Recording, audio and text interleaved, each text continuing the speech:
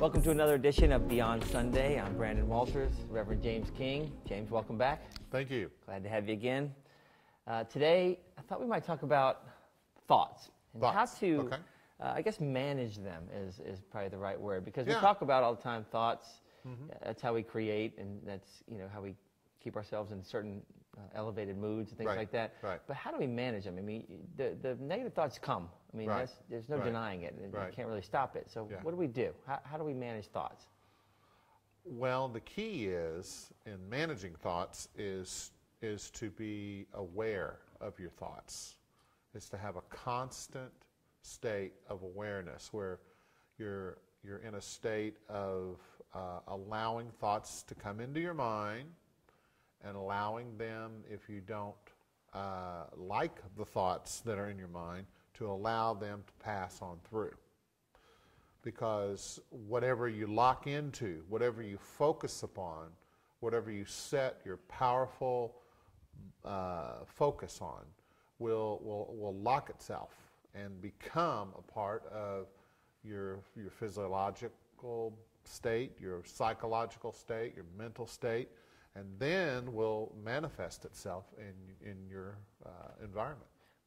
Okay, so I mean, I get that. Let them kind of flow through. But how do we do that? I mean, theoretically, I get it. Yeah. What's some practical thoughts about that? I mean, like, how do you let you get something negative that really came in and really you feel it, knots in your stomach, whatever.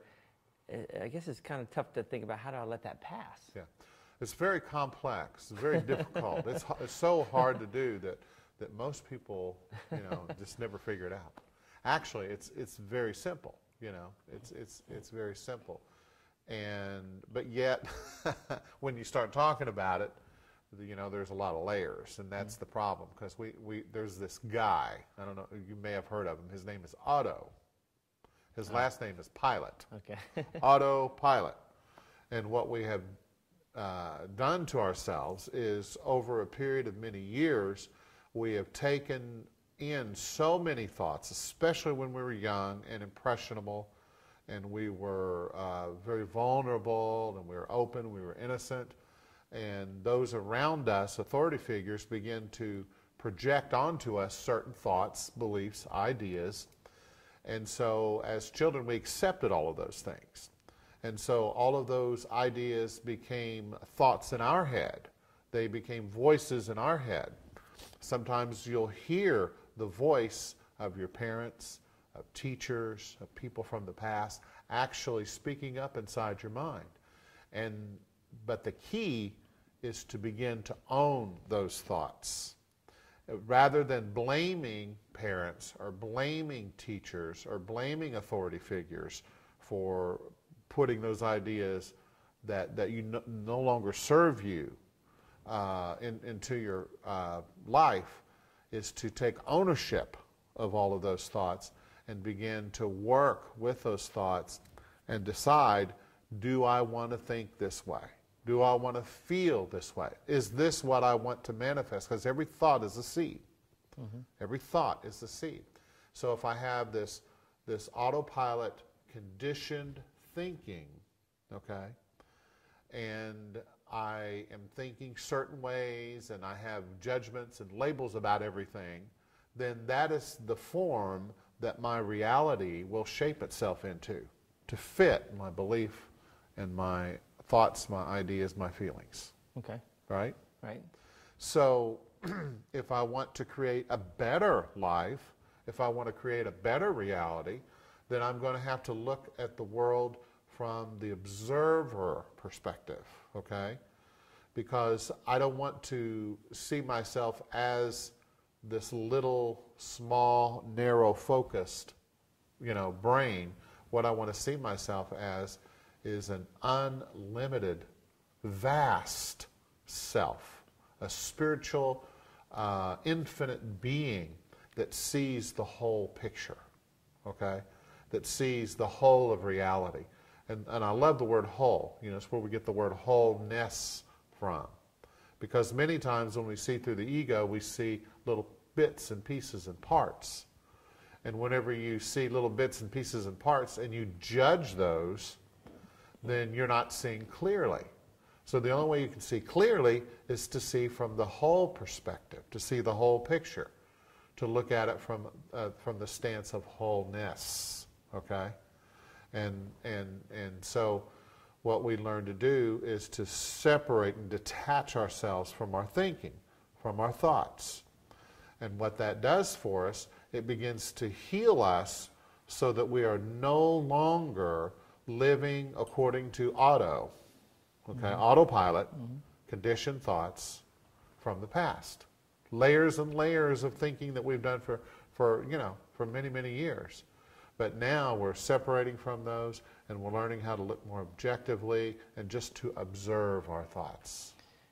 Yeah, it sounds like I was having a conversation with Chad O'Shea recently yes. up at Unity in Asheville. Reverend Chad, and, absolutely. And he was talking about this objective, right. Sort of neutral way of looking at things. Yeah, yeah. And he likened it to if you remember Laugh-In, remember Artie Johnson, and right. it had the German helmet, the Nazi helmet on at the end, yeah. and then he would go, very interesting. And that was his thought. That's kind of how to treat anything that shows up. It's like, well, that's interesting, isn't it? Yes. Instead of, I guess, grabbing and wrestling it with it.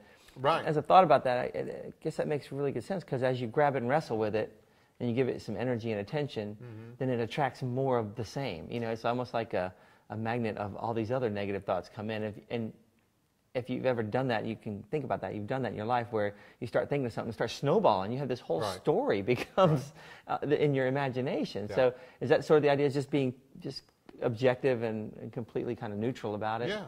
I mean, it's kind of, it'd be nice to be able to separate and look at the big picture, but we can't always see the big picture. You know, right. I mean, as Steve Jobs said, right. I can't connect the dots till after the fact, right. you know, and to see right. what all that was for. Right. So I mean, you can be neutral, but it's hard to see the big picture when you're in it, I guess. Right, right. And that is where you have to find your point of power, which is the balance point inside yourself. It's that centered place where you are stable, and you're balanced, and you're level, okay? And you're able to see, you're able to move right or left or up or down or in whatever direction more quickly. And so that is what we want to focus on. Rather than thinking about all the bad thoughts I have, what I want to do is focus on where my mind is in any given moment, okay? And if I can keep it in a balanced, centered place within me, if I can keep my awareness focused on the isness of the moment, you know, what is, rather than how I expect things to be, you know. And if I have expectations of people, if I get up and say, oh, this is going to be a wonderful day, and that's good, but the thing of it is, if you walk through life demanding that everybody and everything be a certain way to make it a good day, then you're setting yourself up for an upset. Yeah. It's a setup for an upset. And so what you want to do is be more neutral and allowing, and be more facilitating, you know, with your life, and just whatever comes into your awareness, whatever comes into your life, you look at it and you observe it and you watch it like you would watch a movie. You know that the movie you're watching is not really you. Now you can allow yourself to be drawn into it and to play and to dance and feel it and observe it and watch it and enjoy it. But you know that the drama, whatever it is really not about you. It has nothing absolutely to do with you. And that's the way our reality is. Everything outside of me, you know, I want to disconnect from and allow it to be what it is. And then I can see a more true picture of what life is really all about. And you notice that it's actually a dance. You know, there are people dancing in and out of your life, coming and going, and situations and circumstances and all kinds of things. And you learn to observe and just to dance with whatever comes to you, you know, to learn to work with whatever comes your way. And if it doesn't come your way, then you don't worry about that. It's very much like a movie. Yeah, you get different people playing parts, and they're coming in and absolutely and playing their parts that they're supposed to play, and yeah, and then moving on. Well, so from what it sounds like. You can just, first of all, you got to notice you got to really pay attention to, so when it happens, because I know that I've been sitting there and it starts snowballing and it's 20 minutes later and I've been just immersed in it for 20 minutes and I'm oh my gosh. Yeah. How long have I been thinking about this? Yeah. So I guess But 20 minutes is better than your whole life. Well, yeah. I mean, and some people live their whole life in those negative thoughts. So how do they cut through? How do they break through that? I mean, it's one thing to just go be neutral, but I think it sounds like it won't last long if you just let it can let it pass. Absolutely. They're saying now that if you have a negative feeling that comes in, then it takes like 90 seconds for it to pass through if you just let it pass through. But if you stop it, you focus on it, you start talking about it, then you give it a place inside of you. But if there's no place for it to land, if there's no landing spot. No parking space. Exactly. There's no parking here. You're going to drive on through. There's no parking here. That's right. It's got to keep going, And that's the key. Don't buy into it, Every thought that comes to you is like a salesperson, Okay. And I can accept it and buy it, or I can let it go, And that a lot of people don't have the skill to say no. We have not learned in our society how to set boundaries for ourselves and what we really want in our lives. We think, it's not nice to be certain ways or whatever. But that's not true. What it is, you are the temple of God. You are a sacred being. You have every right to be here. And to live and to express and to be happy and to be joyful, to be playful and to do what you do. We all have that right. We have that God-given right.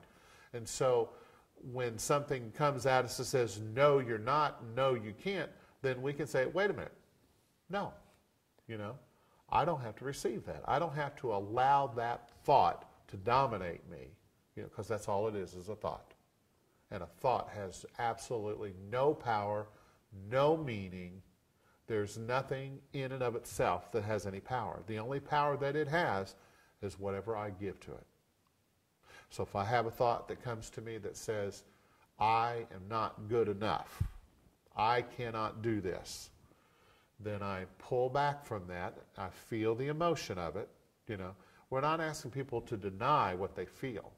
What we're saying is to feel what you feel, and then go ahead and live your life anyway. Don't grab it and wrestle with it. Absolutely. Don't make it a part of you. Yeah. And so when you first get on this, you just have to start where you are. You start where you're at in the moment. Yep. And it's not an intellectual thing. It's more of a feeling situation, because what it is, thoughts have emotions attached to them. And so we have all these thoughts and feelings and stuff that we picked up along the way. And one day you get up and you feel kind of a low energy. Well, in that time, what you do is you don't judge the low energy. You don't buy into it. Right. See, you just feel it and say, okay, well, today I'm just going to kind of take it easy, and I'm just going to do what I need to do. And then just by facilitating it, then you might find that your energy starts to raise a little bit. Or maybe you say, I feel kind of low now. I think I need to make some positive affirmations. And so you have some affirmations you say. There's only one power, one presence in my life, God the good, the all-loving goodness of God, And you begin to affirm those things, and you notice that when you do that, it raises your level of feeling, your vibration a little bit, And but it also occupies your mind. Right. Which, you have to focus on that, so that you can't focus on two things at once. Yeah. So it almost eliminates the other one while you focus. Yeah. You either have to do one of two things. You either have to replace the thought with another thought that is something that you want, or just disengage from the thought. And sometimes it's just as simple as you get these negative thoughts, you put in a CD of something that you want to listen to, that shifts your focus. I do that because it feels good. Yeah, exactly. Because that's the goal. We want to feel good. And there's absolutely nothing wrong with feeling good.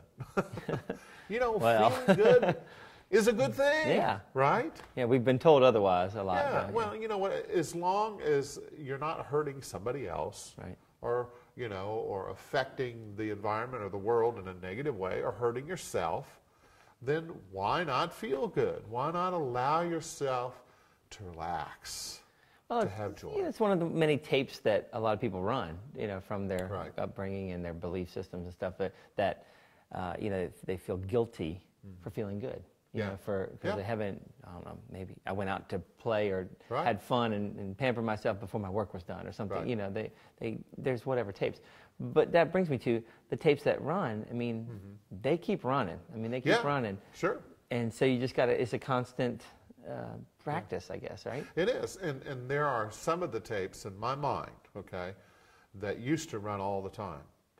And now they come up every once in a while because I just look at them and I don't give them any power. You don't entertain them. I don't entertain them. When you entertain people, they stay. That's right. That's the truth. Yes. Oh, they just like me people. here. Yeah. Just like people, yeah. Yeah, if you don't want the thought to move in, then don't create a bedroom. Yeah, if you don't feed the stray dog, if you feed the stray dog, he comes back. That's right, and you can't blame him. You know? No. Hey, he's found a home. Yeah. And that's the way the thoughts are. And so you have to focus on right now. You know, you have to focus on how do I feel right now? What am I thinking right now? And then are my thoughts where I want them to be right now?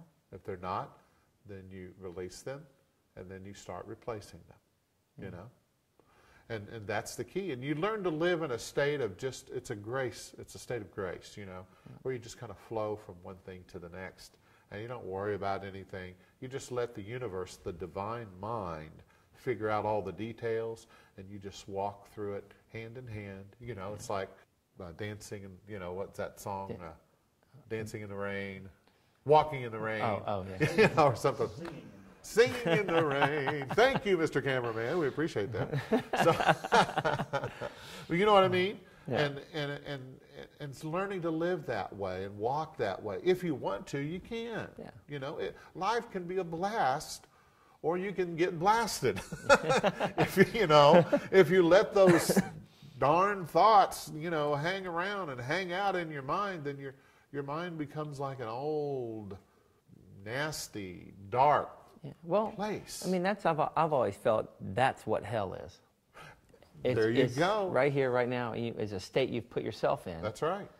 By, you know, letting all that stuff, I guess, control you, or living in it, or wallowing in it, I guess is a good word. I am not concerned, not one iota, about a hell in the afterlife. Yeah. You know what I mean? Some people love to talk about that, and it's because they're in hell now. And they're afraid that they're going to get more of it when they die, you know? And so the key is to focus on heaven. You know, what is heaven? Heaven is joy and peace and prosperity and blessing. And that's what I want, you know. So guess what? That's what I'm going to focus on. Yeah. If people want to focus on hell, have it, do it, be it. If that's what you want, have at it. Because everybody has a right to all the misery that they can enjoy, right? You know, if that's what you want, then go ahead, you know, experience that. But if you want something else, you can have that too. Yeah. You know, everybody has a right to think the way they want and so forth, but nobody has a right to encroach upon me and say, I can't be happy. I can't be fulfilled. I can't do what I'm here to do. You know, it seems like, too, when you start paying attention to that, yes, and find, you know, there was another negative thought, and and really, you know, doing the action that we're just talking about, letting it pass, or you start to notice it a lot more when it happens. You really catch yourself, because when I first started even attempting this stuff, didn't realize how often I was there. Right. You just don't realize. It's just part of your life. It's just the way you lived. Yeah. And I consider myself a pretty happy guy anyway, pretty optimistic, and yet there I was still a lot of the time. And as I started paying attention, boy, I catch it real quick now. Yeah. You know, it's like it just you feel the feeling immediately, and you go, something's not right. You know, and then you find out. You know, I find out it's what I'm thinking. So we change it real quickly. So it's interesting. We started this on thoughts, and we ended up in hell. So I'm not sure. You go. Not sure how I directed that, but you can live in heaven. You know. Yes. Yeah. If you want to. No, but I think they go together perfectly because you can create that that place, I guess, or that environment just with your thoughts. It's all in here and in here. You know, what you create in here will manifest in here and then out here. So it's important, you know. We don't want to live. Most people live in desperation and frustration. Everything is desperate, and they're frustrated. And the key is to let those emotions go. Emotions are just energy in motion. Let that energy just move past, move through you, and allow it to just go through, and then begin to feed upon spiritualized thoughts, you know, thoughts that lift you up, you know, that help you to feel more content, and connect with that vast, unlimited, spiritual self that you truly are, you know. And all I'm saying is that we should just be our true natural self, which is bliss and joy. You know what? I think that's a great place to end it today. So, all right. With those words of wisdom, it's a good thought and a good feeling to end with. So, we will see you next time. Thank you, James. Appreciate it again. Thank you, Brandon. Good information, and hope we'll see you next time.